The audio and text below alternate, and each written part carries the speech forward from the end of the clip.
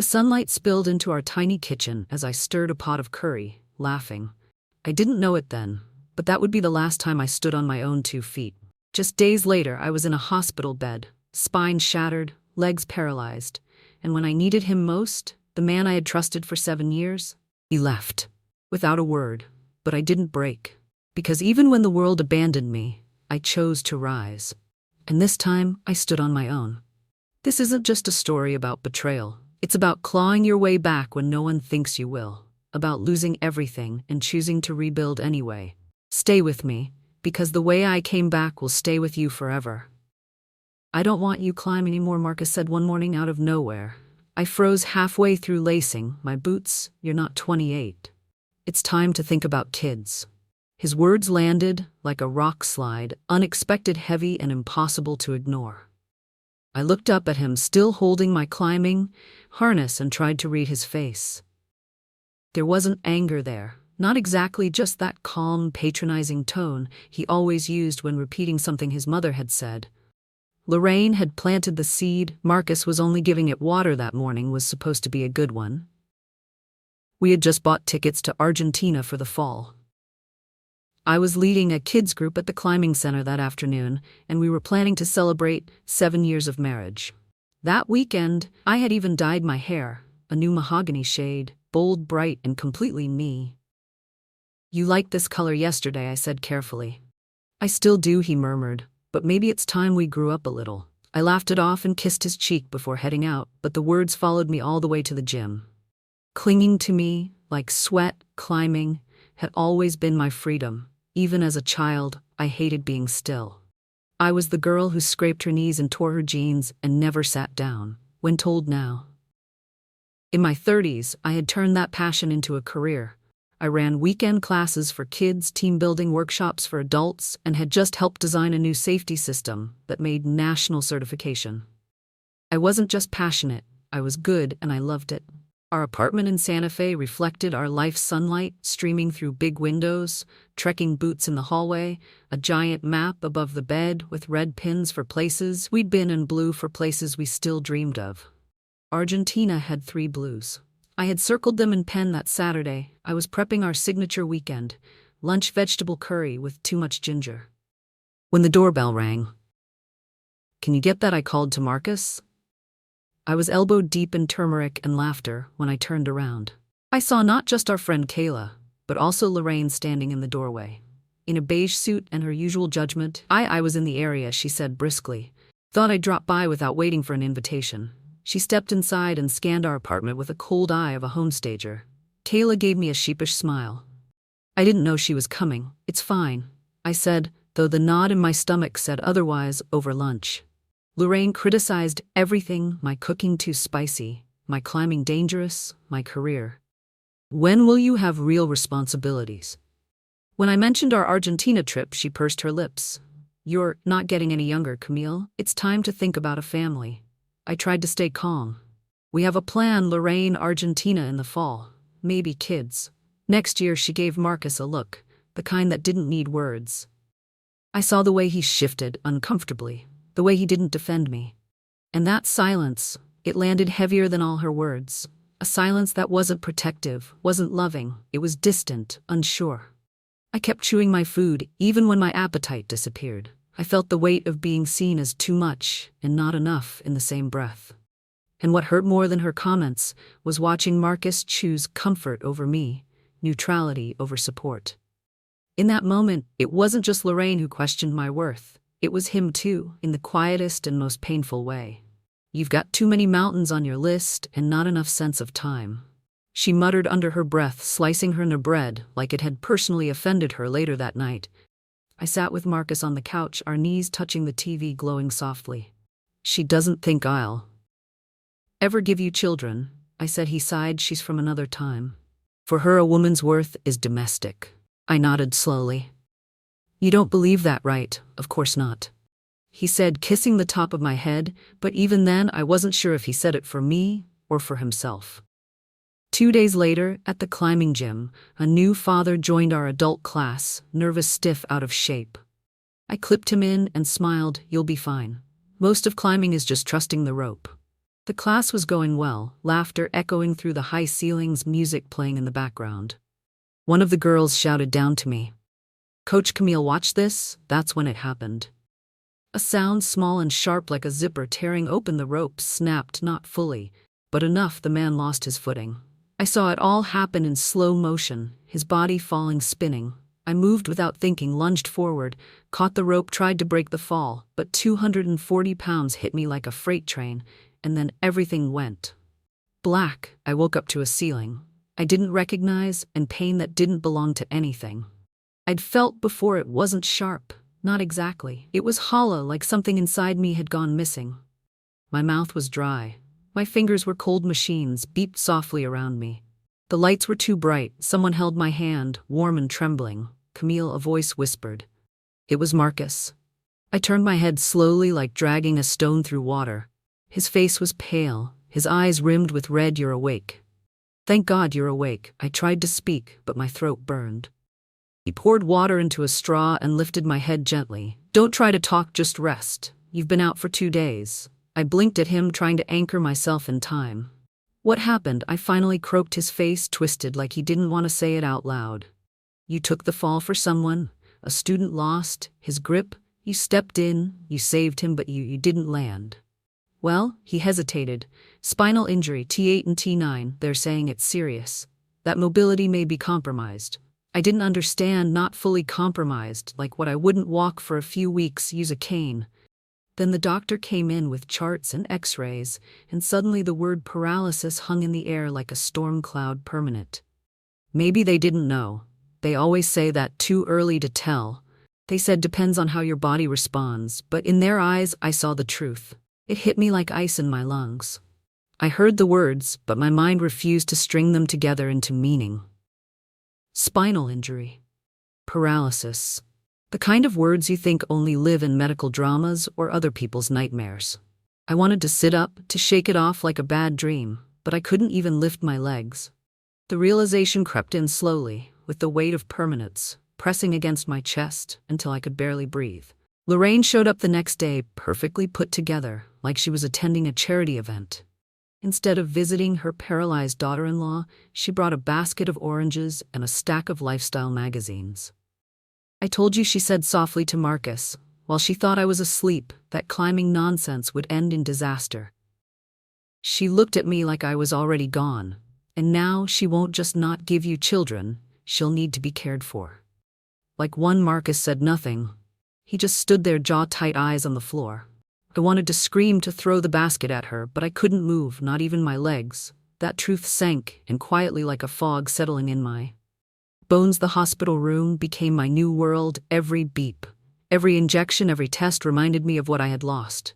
I wasn't a climber, I wasn't a coach. I was a patient, a burden. Marcus visited every day. He brought me books, playlists, updates from the outside.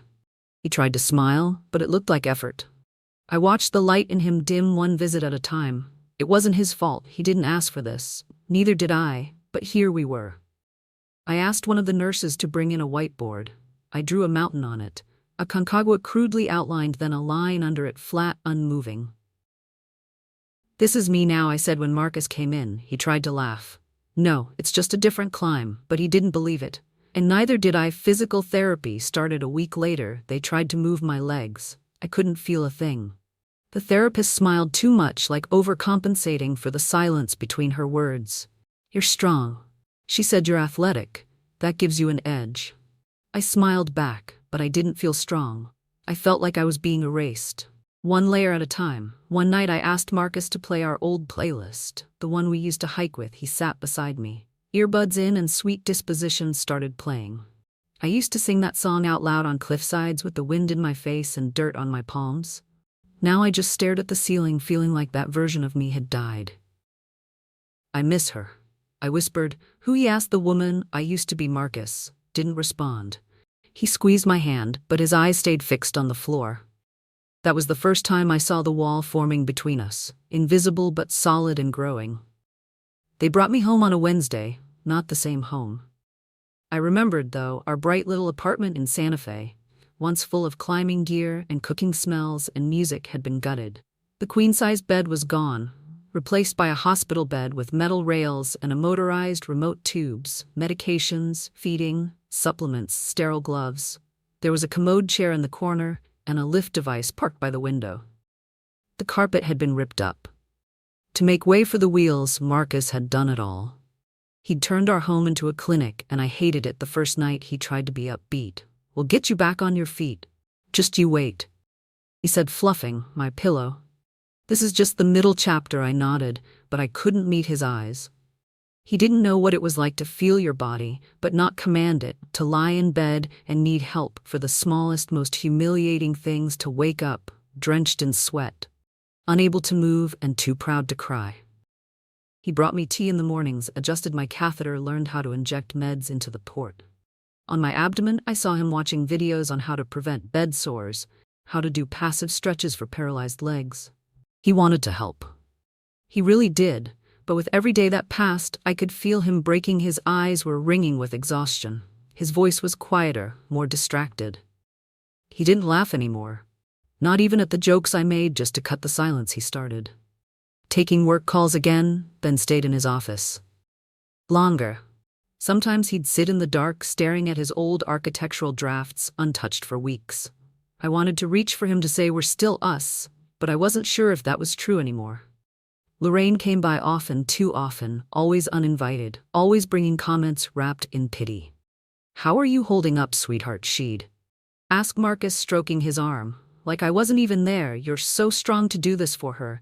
Then she'd glance at me and sigh. "I've been looking into some care facilities just in case, somewhere professional with trained staff."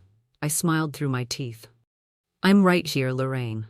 "I know, dear," she replied sweetly, "but Marcus needs rest too. You wouldn't want him to burn out, would you?" I wanted to scream, but all I could do was blink.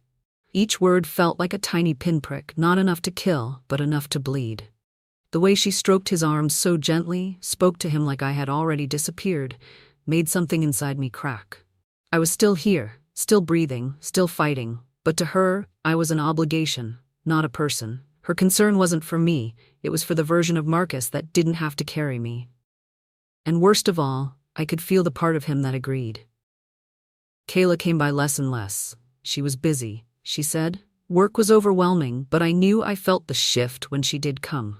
She hovered awkwardly, eyes darting between me and Marcus, bringing meals I couldn't chew and flowers I couldn't smell. I thanked her anyway. Some nights when the painkillers made me drowsy and the room spun with soft hallucinations, I'd hear Marcus on the balcony whispering into the phone. His voice was low, tight with guilt. I never asked who he was talking to. I didn't want to know, or maybe I already knew one night as he helped adjust my position. I caught his face in the dim lamplight, hollow cheeks, bloodshot eyes. "You need sleep," I whispered. "You're fading." "I'm fine." He lied. "You're not." He sat beside me, exhaling slowly. "I don't know how to do this, Camille. I love you, but this isn't a life there." It was the thing I'd been fearing and expecting. "I don't blame you," I said softly, "but please don't pretend not with me." He took my hand and kissed it. "We'll figure it out. Maybe we should consider some kind of temporary care, just until you're stronger." "I'm not getting stronger," I said. My voice didn't shake. He looked away. "Let's just talk about it later." But we didn't, because deep down we both knew later was already here. I started noticing the absences. Not the big ones. Marcus still came home every night, still brought my meds, still lifted me into my wheelchair each morning.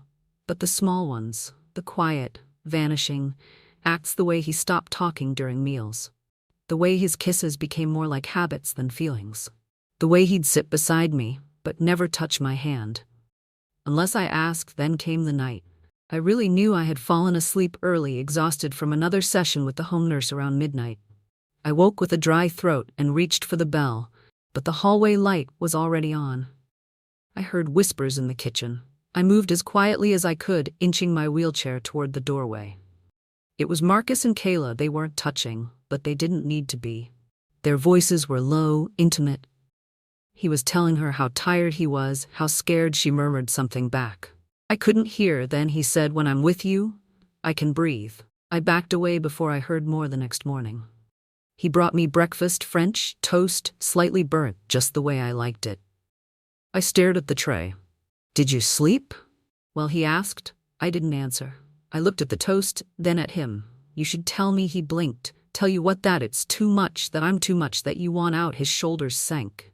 He didn't deny it. He just sat down beside the bed and rubbed his face with both hands. I don't know how to say it, Camille. I feel like I'm drowning. I nodded, me too. There was no shouting, no crying, just a slow silence. Settling in between us, like fog, Lorraine told me about a place. He finally said Clearbrook Manor. It's a care facility, just outside the city. It's clean, safe, has professional staff. They can help you in ways. I can't. You mean you won't? He didn't argue. I'm not angry. I said, surprising even myself. I'm just tired of watching you disappear by inches. He reached for my hand. It's temporary, just until I can breathe again, until we figure things out. I look down at our hands. When someone says temporary, they usually mean forever. They just can't admit it. Yet that night, he packed a small bag. For me, I watched from the bed as he folded my shirts, the same ones I used to wear to the climbing gym, the same ones that still smelled faintly of chalk and sun. Kayla came by to say goodbye. She brought flowers again, tulips this time. They'll look nice by the window. She said I didn't ask which window. I didn't ask if she'd be there. When Marcus came home, the ambulance came at noon. Marcus rode with me, held my hand the whole time. When we reached Clearbrook, he wheeled me through the lobby, kissed my forehead and said he'd be back tomorrow. But tomorrow came and went, and he didn't. The room they gave me was small, sterile. The walls were yellowing. There was a leak in the ceiling that stained the plaster in the shape of a broken heart. No art, no windows facing the sun, just the humming of machines and the echo of footsteps in the hallway. The nurse who checked me in, Valerie, was kind in a distracted sort of way. She adjusted my bed and said, "Don't worry, honey, you'll settle in soon." I smiled weakly, but inside something had cracked. That first night, I lay in bed staring at the ceiling, tracing the cracks with my eyes, trying to imagine they were mountain ridges. I imagined summits, glaciers, clouds. I tried to breathe in the air of the Andes, but all I smelled was bleach. Days blurred in Clearbrook Manor. Time had no texture. The air was thick with antiseptic and something heavier, something like surrender. The food tasted like nothing. The lights flickered at night. The hallway outside my room echoed with coughs, the shuffle of slippers, the slow click of metal walkers. I had become one of them. One of the people who had been set aside. Marcus called at first short, tired conversations. "How are they treating you? Have you been outside? I'll try to visit this weekend," but the visits never came.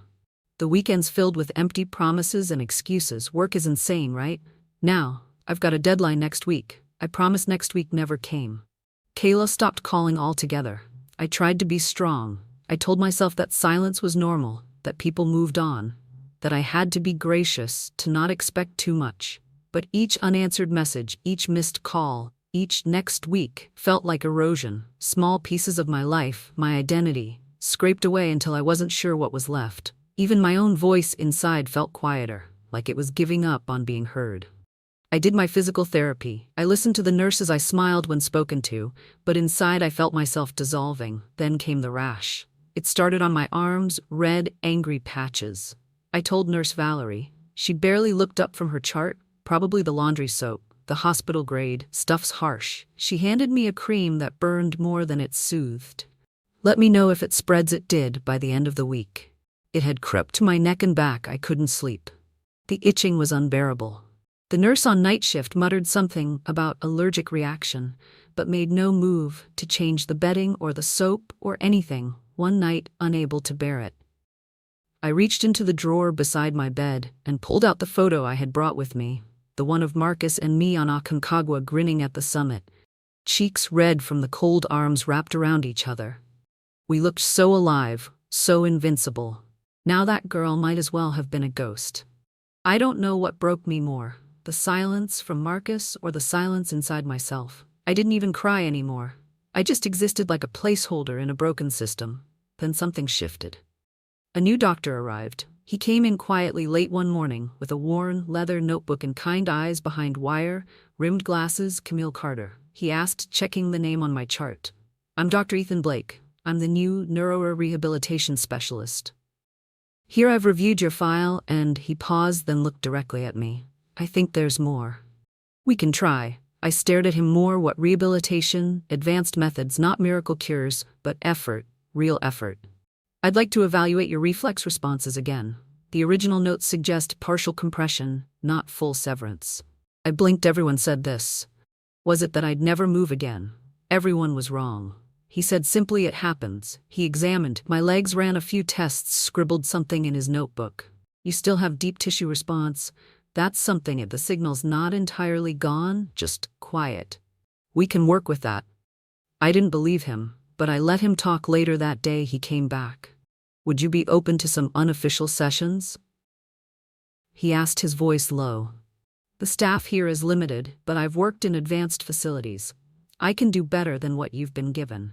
I didn't answer right away then. Finally, yes, that night, for the first time in weeks, I didn't stare at the ceiling. I stared at my toes, willing them to move. They didn't, but something inside me did. It wasn't hope, not yet. Hope was too fragile, too dangerous, but it was something close, a crack in the wall, a light barely there, but enough. Dr. Ethan Blake didn't talk to me like I was broken. That alone made him different. He came every afternoon after rounds, still wearing his white coat, sleeves rolled up, notebook in hand. He never knocked, just appeared with a soft, "Hey, Camille," like we were old friends. Picking up a conversation from yesterday, he asked questions. No one else had bothered with what foods I missed, what songs I used to sing in the car, what I saw when I closed my eyes at night. I told him about the mountains. The feeling of being halfway up a cliff with wind in my face and nothing below but air and silence. I didn't cry when I talked to him somehow. He made me feel like that girl, the one who could scale granite with her bare hands, was still somewhere in here. Waiting. The physical work started slowly. He showed me exercises that looked like nothing. Toe curls, breath, pacing, visualizing movement, as if I were doing it. Neuroplasticity isn't magic, he said, but it's stubborn, like you. He brought in a therapist from another clinic, quiet woman named Marta.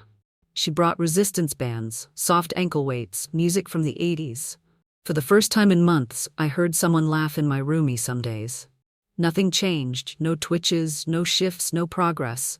But then one morning I felt a faint tingle in my right foot. I stared at it for 5 full minutes before hitting the call button. It was so faint I thought I imagined it, a whisper beneath the skin, like a ghost breath. But it was there, real. My body had remembered something. I sat frozen, afraid to move, afraid it would vanish if I acknowledged it too loudly. Valerie came in, annoyed. What's wrong? I think I felt something, I said. She looked unconvinced, probably just nerve confusion.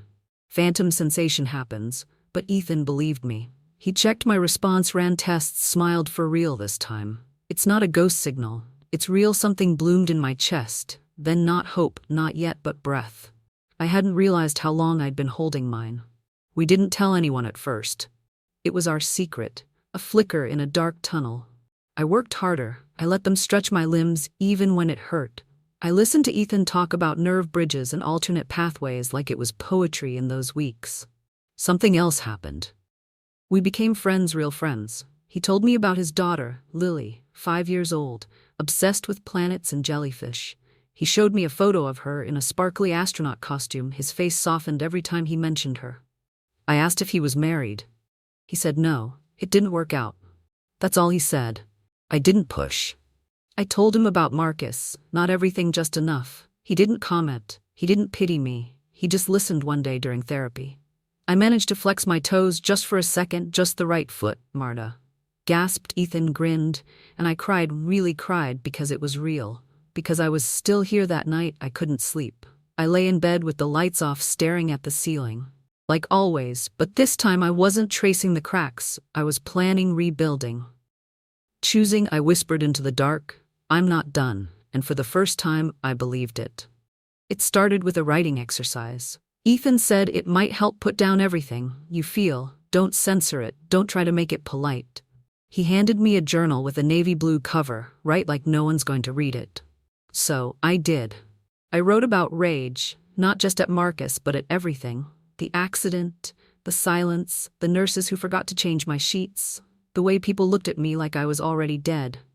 The way I had started to believe them. Then I wrote about Marcus, the boy who once danced with me, barefoot in the rain, who memorized every muscle in my back. so he could rub the knots out after long climbs, who told me I made him brave, and then the man who left, I didn't hold back.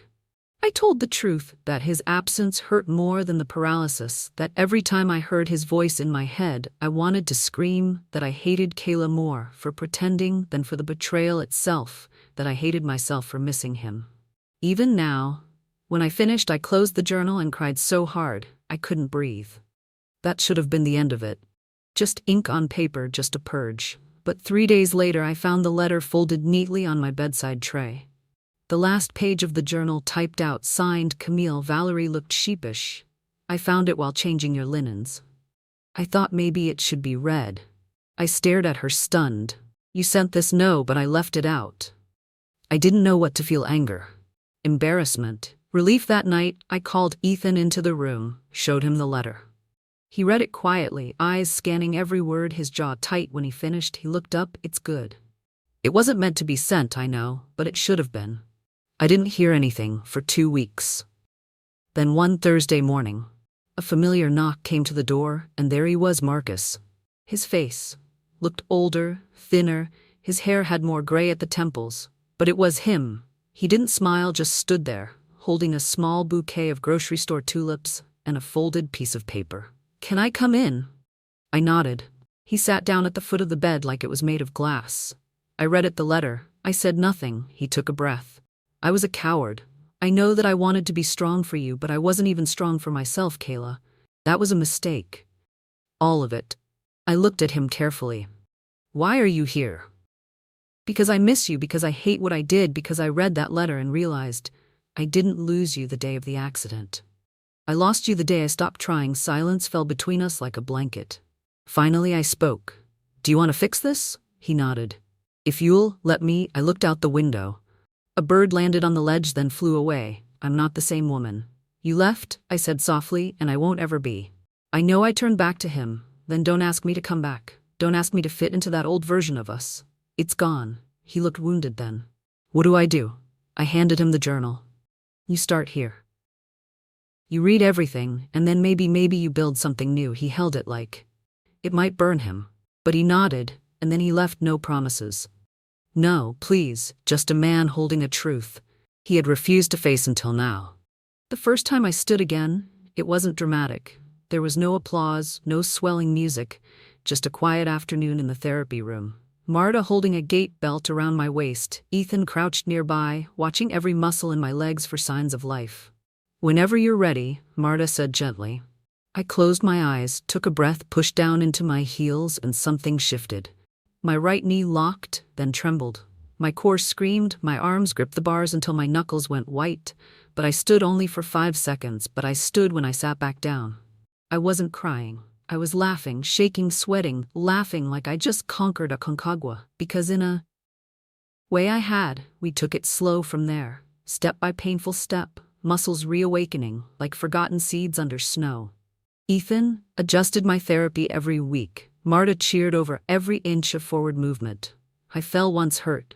My hip cried from frustration, but the next day I got back up and walked again. By spring, I could make it from my bed to the window with a walker. By summer, I could cross the garden path with a cane. And one morning, 6 months after the day Marcus left me at Clearbrook, I stood on the front lawn with Ethan and Marta beside me, the sun pouring over my shoulders, and I whispered, I'm ready. They didn't ask what I meant. They just smiled. I left Clearbrook that afternoon. No one clapped, no farewell party, just Valerie handing me my discharge papers and muttering, didn't think you'd make it. I didn't answer, because I didn't need her to believe in me. I already did. Ethan offered to drive me home. I said yes. He helped load my bags, quiet, respectful. When we reached the city, he pulled into the lot of a small second-story walk-up. This is mine. I told him I signed the lease last week. He looked impressed. No elevators, nope. Stubborn. Always he carried my things inside, set them gently down, looked around the bare apartment with its blank walls and dusty floors. It's a good start, he said. It's mine. I replied, every inch of it. Before he left, he paused at the door. If you ever want company, I'll call you. I said. He nodded, and then, like always, he didn't look away. I spent that first night alone, no machines humming, no nurses checking vitals, just me and silence and strength. The next morning, I brewed coffee, took 3 slow steps toward the window, and opened the blinds. The sun flooded in my legs, my spine protested, but I was standing barefoot on a new floor in a new life. I wasn't the girl I had been, but I was someone better, not unbroken but rebuilt. I didn't plan to see Marcus again, not out of bitterness. I had made peace with that chapter, but some stories demand a proper ending. It happened on a Wednesday afternoon. I was at the community center for a wellness talk. Ethan had recommended afterward. I wandered into the cafe across the street. I ordered a coffee, black, no sugar, and turned to find a seat, and there he was sitting by the window alone. Marcus. He looked up, and for a second he didn't recognize me. I wasn't in a chair anymore. I wasn't pale or frail. I wasn't small. I was standing tall, walking slowly but confidently with a polished cane in my hand and sunlight on my shoulders. His face froze. "Camille," he said, voice breaking a little. I nodded. "Evit." He stood, knocking his drink slightly. "You look incredible." "I feel incredible." He didn't know what to do with his hands. I didn't expect. "I know," I said gently. He glanced down at my cane. "You walked in here. I've walked into a lot of places since Clearbrook." He smiled awkwardly. "I've been following your progress. Ethan mentioned you'd left." I raised an eyebrow. "You still talk to him?" "Not often, but enough to know I'm not the hero in your story." I didn't answer right away. Then softly, "You were once, just not at the end." He nodded, shame tightening his jaw. "I'm sorry. I know that doesn't fix anything. But I need you to know. I think about it. Every day." I looked at him, really looked. He wasn't the man who had abandoned me in that sterile room, or the boy who once carried me up a snowy ridge. He was just a man, human, flawed, regretful, and I no longer needed his apology to move on. For so long I had imagined this moment, what I would say, how I might cry, whether I'd feel anger or vindication. But standing here, I felt none of that. Just clarity. The ache had passed, the weight had lifted. I could see him for what he was. A chapter, not the whole book. "I forgave you," I said. He blinked. "You did?" "Yes. Not for you, for me." He exhaled, like he'd been holding his breath for a year. "Thank you." We stood there for a moment, 2 people tethered by memory but no longer by pain. I reached into my bag and pulled out a photo, me standing at the summit of Angel's Landing, arms wide open, the canyon behind me glowing with golden light. I handed it to him. "I thought you should see this." He stared at it for a long time. "That's incredible," he whispered. "It's real." I said, "Every part of it." He looked up, tears in his eyes. "You did it?" "No." I said, stepping back. "I'm still doing it." And then I turned and walked away out the door into the sunlight, not looking back, because the story wasn't about what I lost. It was about what I rebuilt. So the story is over. Our wonderful friends, are you still here at this hour? If you're still with me right now, then maybe something in Camille's story reached into your own heart, touched a quiet place that needed to be seen. This isn't just a story about paralysis or betrayal.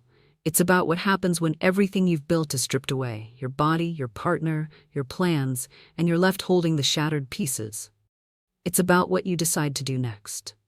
Camille's journey teaches us something raw and real. That resilience isn't loud, it's silent. It's showing up when nobody claps.